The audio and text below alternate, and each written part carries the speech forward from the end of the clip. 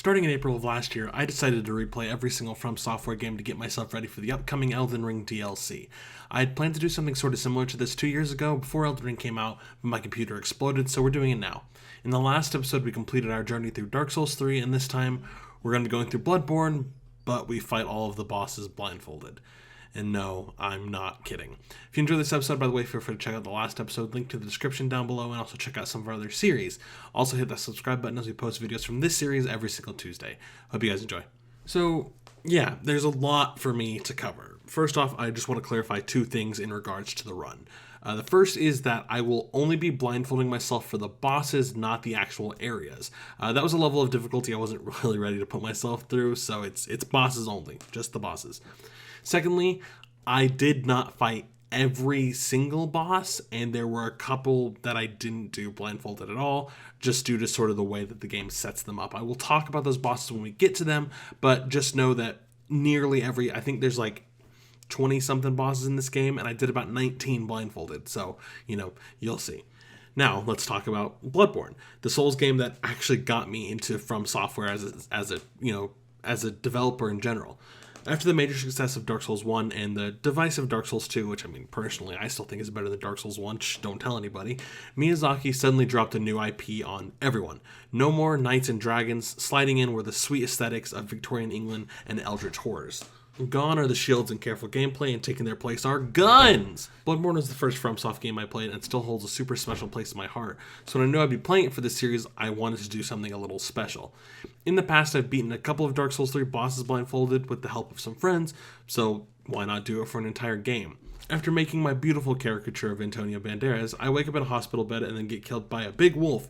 Don't worry, that's actually the intentional death of the game. You're supposed to die here. You don't have to. You can get through the first little section without a weapon, but, 95% of players die here, so they can actually get transported to the hub of the game known as Hunter's Dream. Here we can choose our starting weapon and a gun. I decided on the Hunter Axe, mostly for the reach advantage and high damage, which should help a lot during some bosses. I'm running a strength build for this, just because I feel like I want it to be more tanky and be able to do more damage, just like in general, for, a run where I'm probably going to be getting hit a ton. I also grabbed the blunderbuss for the gun choice, but that's really only applicable between bosses. I'm not really going to be pressing that button during a boss fight, probably at all, so no worries about that. Back to the big wolf, who we dispatch with ease, and we can finally step out into the main area of the game, Yharnam. We take a right and head through this street, killing some enemies and pulling a lever to drop a ladder. At the top of the ladder is this game's equivalent of the bonfires, which are called lanterns in this game. With this, you can teleport back to Hunter's Dream whenever you like. Head through the right gate and follow the path, dealing with some more normal enemies until you get down to the street. This section is the first sort of frustrating part of the game because there's 30 guys down in the street, and their attacks are so quick and random that you can die super easily. Once you reach the street, just, don't bother with the stuff that's behind you. Just head forward, carefully dealing with every enemy as you go, until you reach this big bonfire sort of plaza area surrounded by even more enemies. Now you'll have to deal with gunmen and dogs, along with, 10 to 15 regular enemies, because throw more enemies is the problem, why not? You want to head up on the left side to the second courtyard with some crows in the back and an ogre bashing his head against a big door. Kill everything here and then head up the stairs to deal with a few more enemies until you come up to a large bridge. Now, from here, we could just run straight to the boss fight immediately, but leveling up in this game isn't as simple as it is in other games, and I really don't want to try this boss blindfolded at level 1, so we have a couple things to do real quick. After getting up on the bridge, continue straight down to this open section, then head left to descend into the sewers. The sewers begin with 2 elevated pathways and a deeper sewer section, the main enemies being these wolf guys up top and some rats down at the bottom.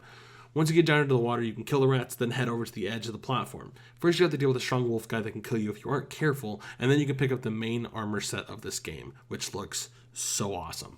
Drop down to the bottom section filled with these swamp corpse ladies, then climb this ladder all the way to the top. To your right are some crows guarding an item called Madman's Knowledge, which is what we came to this section for. Turn around, head across the bridge to kill another ogre, then climb up this ladder.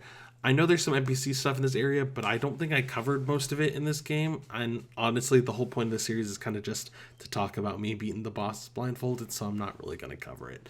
If I ever do a proper deep dive of this game, if they ever release a remaster or something, they won't, but if they ever do, then, I'll cover it all, but for now, I just pull the lever and then head back to the sewers.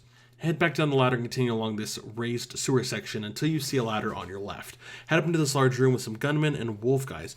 Clear out the room and then go up the stairs back outside. There's some dogs in this area who will swarm you, and if you continue straight, you'll come out to another section with 2 stairs, one to your left, which leads to a dead end, and one to your right, which takes you to a door. Go into this building and open the door straight ahead of you, and then keep heading straight up some stairs, take a left, and finally open this gate, which leads you back to the first lantern. Whew, that was a lot. If you consume the Madman's knowledge, you'll gain 1 insight, a stat that basically tells you how insane your character is. If you have 1 insight, you can go back to Hunter's Dream, and the doll that you saw sort of sitting lifeless earlier will now be standing up and be alive, which is like, she's your main NPC. She's basically your firekeeper. She is what levels you up. Before discussing the boss, let me explain one more thing. With Dark Souls 2 and 3, I had these big moments where I would like show all the funny moments that happened during the stream, and don't get me wrong, there were some funny moments that happened, but I really want to show the like deep dive of me taking down the bosses blindfolded. So I'm going to be showing a lot of the attempts, not in full, but just sections that I think are important to show, and a lot of my self-analysis during the stream, talking about what I think works, what I think doesn't work, what I'm frustrated with, strategies I'm coming up with on the spot, basically, just stuff like that. For some bosses, obviously there aren't going to be a ton of attempts. There were some bosses I beat like second or third try, but for some, well, you'll see. Head back to the first lantern, go back inside the house we passed through earlier. Taking these stairs up will bring you back to the big bridge, and to the left are a few enemies, and then the first boss of the game, the Cleric Beast. There we go. And then if I do this, no, come on. Yeah. Completely blind. Oh my gosh. To help add to it though, I will probably be playing like this. And I'm gonna have to turn my audio up and stuff, just to help. But yeah, here we go. Actually, I'm gonna turn my audio up. I'm also sinking down to my chair if you didn't notice, so I'm probably gonna lower my webcam just a little bit. There we go. Okay, I can't read chat while I do this. This is attempt number 1. Oh gosh. Okay. I'm kind of like squinting my eyes right now because as soon as he jumps down and put it on. There.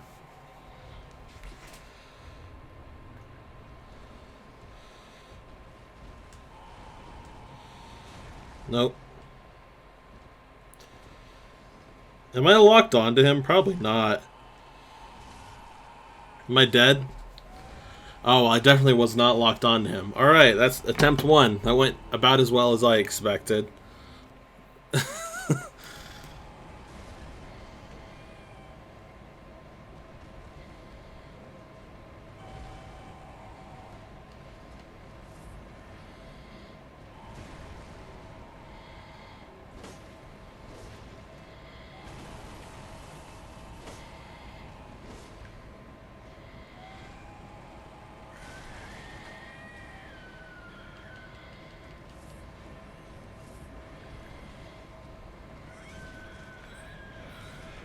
Dude, I can't.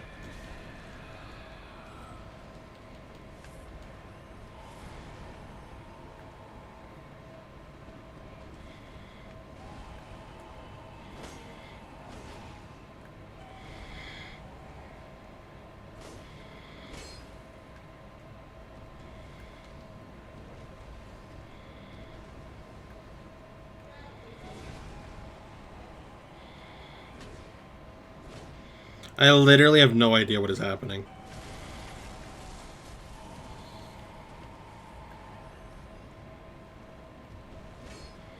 I can't lock onto him, bro. What?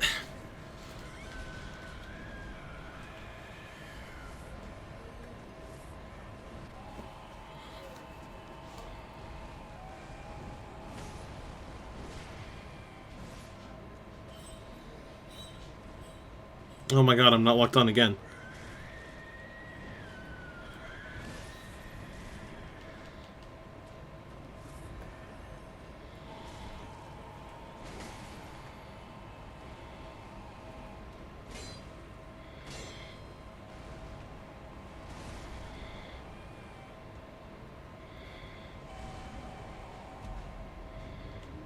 Oh, I died. Like, what am I supposed to do? Legitimately, I can't lock on it. Fucking. The lock on, because he has his garbage, bro. He has the garbage where he jumps up in the air, and the game's lock on breaks because of that. I don't know what to do. No matter how I turn, he sounds like where his position is based on his screams does not change.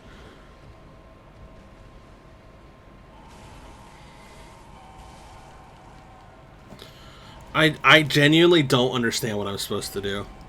Is there not stereo sound with this garbage? Because literally, I don't know why I went to brightness. Literally, his cries come from everywhere. I put on both my headphones, and it doesn't change. So I can't pinpoint where he is.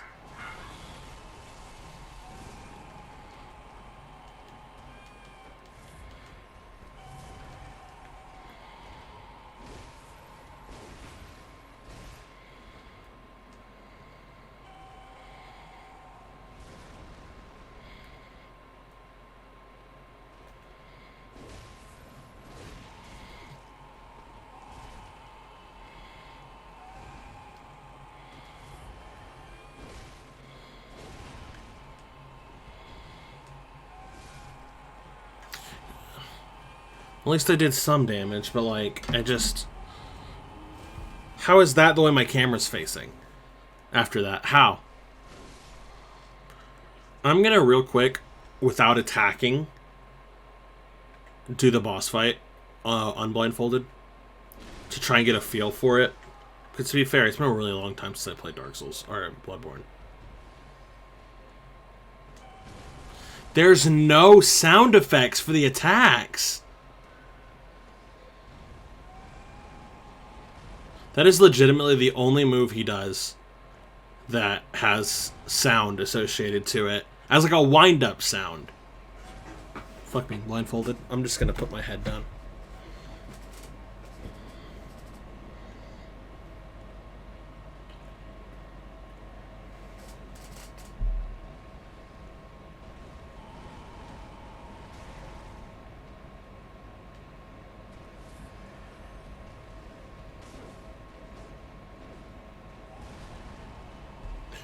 How do I keep becoming unlocked on? How?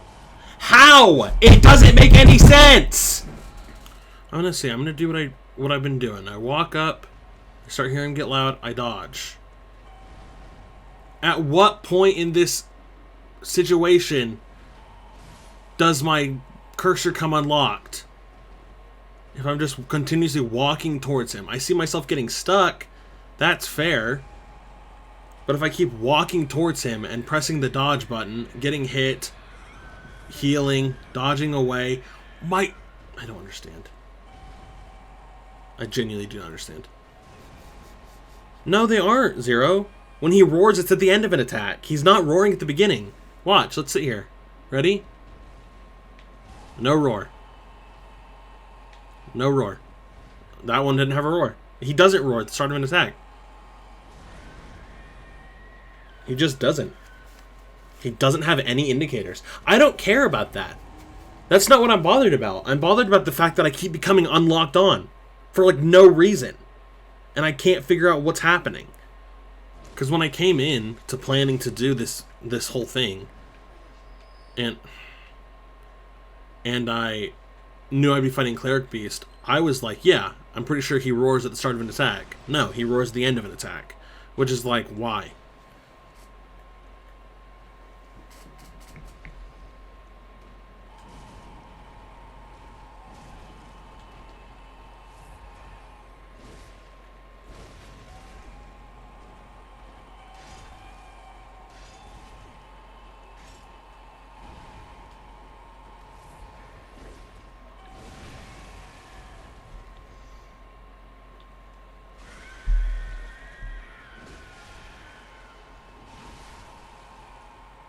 I died.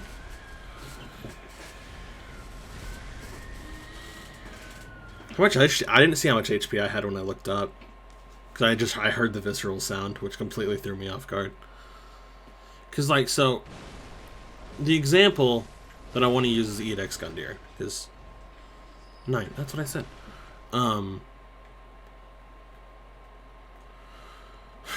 When Edic's Gundyr charges up an attack, right, there is wind.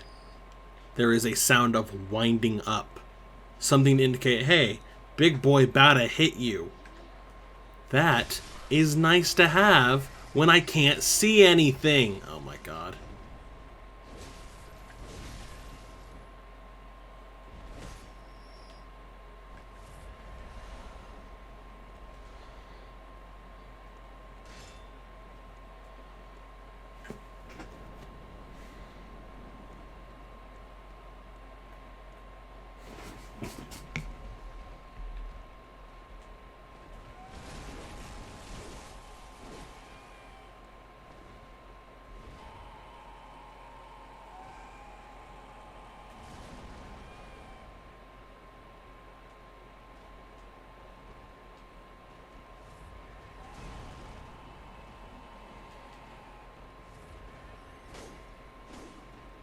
Not locked on anymore.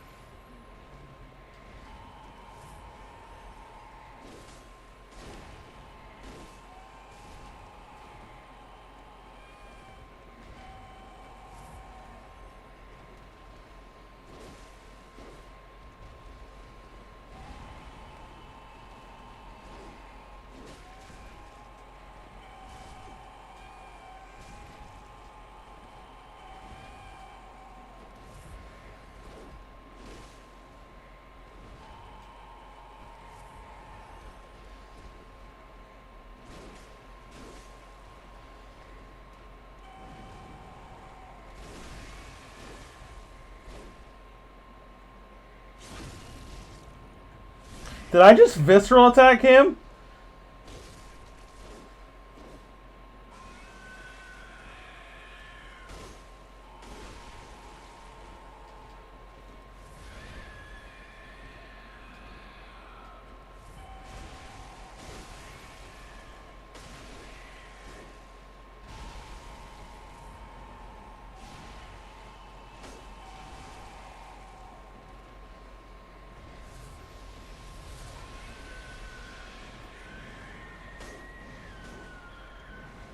Damn it, I can tell I'm not locked on.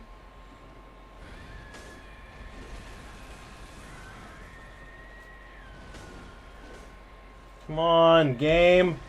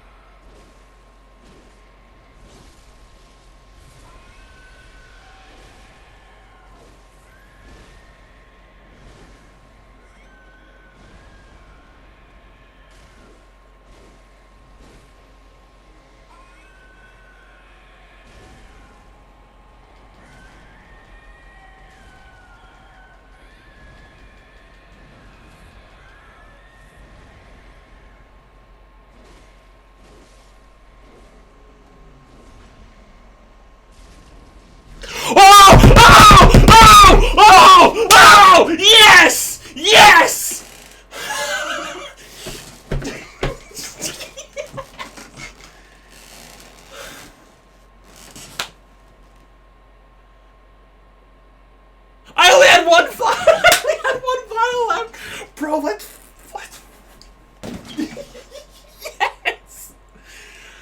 Oh my gosh. Oh my gosh. Can't see my ass, can you? Oh. Let's go. Oh my gosh. Oh, that was the only attempt where I got past like a tenth of his HP.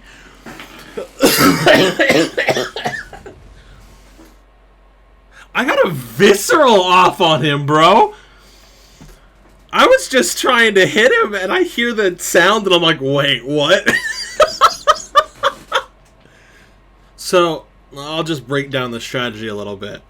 Besides just spamming dodge and hitting when I thought I was against him. By what I could tell, right before he would attack, it was the only time he wouldn't be walking. So anytime all sound stopped, for the most part, I was like, he's probably going to be attacking now. That's what I gathered from when I did my test run. And then from there, it was just pray. I can't wait to see how much of a mess that looks like. Oh my gosh. Whew. I'm like, I can't, like, I don't know. I feel like my past self did a wonderful job of actually explaining, like, everything that I was thinking about while fighting the boss, and just in general, like, my feelings about the idea and the struggles I was having the whole time. But I know there's still going to be tons of questions about how I was able to do this challenge at all, and just things about that in general. So please go ahead, go down to the comment section below and leave all your questions asking me about how I did this, and I will be sure to answer as best I can. At the time, I was more in the know about what I was doing. It's been about 8 months since I did this, so I'm not as fully there on like how I was doing everything at the time. But yeah, just, if you have questions, feel free to ask. It's going to go ahead and wrap up this episode. The first few episodes are probably only going to be one boss each, because that's when I was struggling a lot more with the run. The further we got into it, the easier time I was having. Sorry about that sound. The easier time I was having, because I kind of was figuring out my strategies and stuff like that. So yeah, in the next episode, we are going to be fighting the second boss of the main area, Father Gascoigne, and that is literally going to be the entire episode, because that one took me a long time to do. So I hope you guys enjoy, and I'll see you then. Thank you guys so much for watching. I've been really excited to get this set of episodes out. Bloodborne is easily like one of my favorite FromSoft games. It and Dark Souls 3 tend to compete for which one I like more, but Bloodborne was my first, so it has, a special place in my heart. But also just the fact that I did a Blindfolded, which I'm still very proud of myself. Yeah, spoiler alert, the whole game's done. Did it 8 months ago. Beat most of the bosses blindfolded, so I'm excited to have you guys watch me do that. The last episode of this series was actually our finale for Dark Souls 3. That is linked down in the description down below. There's also some other series we got going on. We're playing through Inscription, which we're very excited to be doing. And then, of course, we have Spider-Man 2 still going on. That'll be done in a few, like 2 or 3 weeks. And then after that, we're going back to Resident Evil 4, which is exciting as well.